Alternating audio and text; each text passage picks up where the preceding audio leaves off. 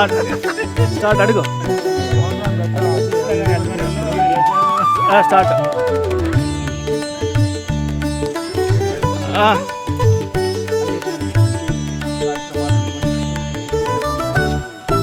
చార్ధామ్ యాత్రకు పంపిస్తున్నారు. దాని యొక్క మీ అభిప్రాయం ఏమిటి? భారతదేశంలో చార్ధామ్ యాత్ర అద్భుతమైన యాత్ర, నిజమైన యాత్ర.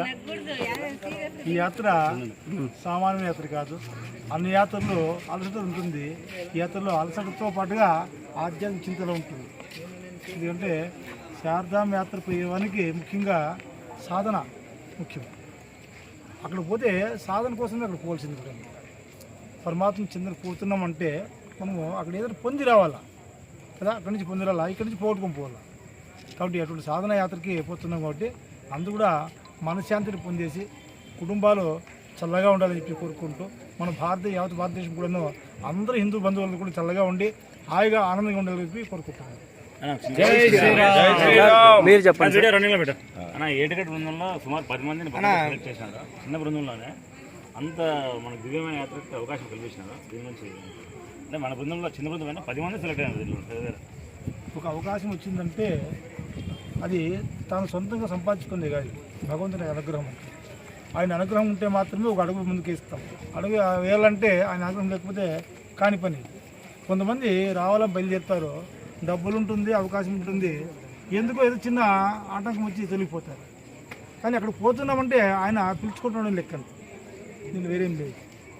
365 రోజులు విడవకుండా నామస్మరణ చేయడం వల్ల భగవంతుడు మమ్మల్ని చార్ధామ్ సెలెక్ట్ చేసినారు. చాలా సంతోషం సార్. మీరు చెప్పండి. చార్ధామ్ యాత్రకు మన ఏటిగడ్డ బృందము పోవడం అనేటువంటిది ఒక అదృష్టంతో కూడినటువంటి పని. ఎందుకంటే నేను గ్రంథ ప్రవచనం చేయడం వలన ఈ చార్ధామ్ యాత్రకు నేను ముందు వెళ్ళాను. నేను ఎప్పుడు కూడా నా జీవితంలో అసలు తిరుపతి పోతానా లేదా అనుకునేటువంటి వాడిని. అట్లాంటి సందర్భాల్లో మా ఏటిగడ్డ బృందంలో చాలామంది మన మిత్రులందరూ కూడా, గోవిందులందరూ కూడా నాకు ఒక స్థానం ఇచ్చి అనేకమైనటువంటి ప్రవచనాలను చేయడం వల్ల మీకు అదృష్టం కలిగిందని వాళ్ళే చెప్పారు.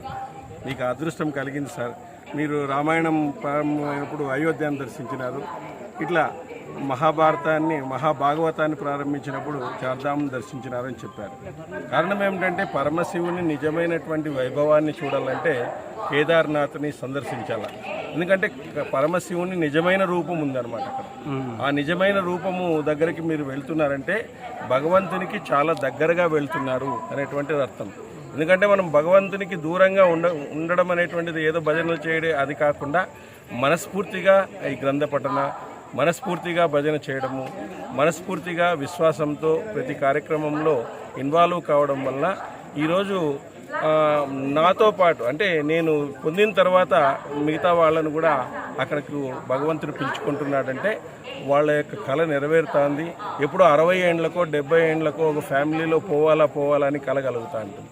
చాలామంది మా ఇంట్లో సంపన్న కుటుంబాల వాళ్ళు ఉన్నారు, వాళ్ళు ఇంతవరకు కాశీ కూడా చూడలేదు, చార్ధామ్ కూడా చూడలేదు, డబ్బులు ఉండి కూడా సార్ చెప్పినట్లుగా ఎన్నో అవరోధాలు ఉన్నాయి.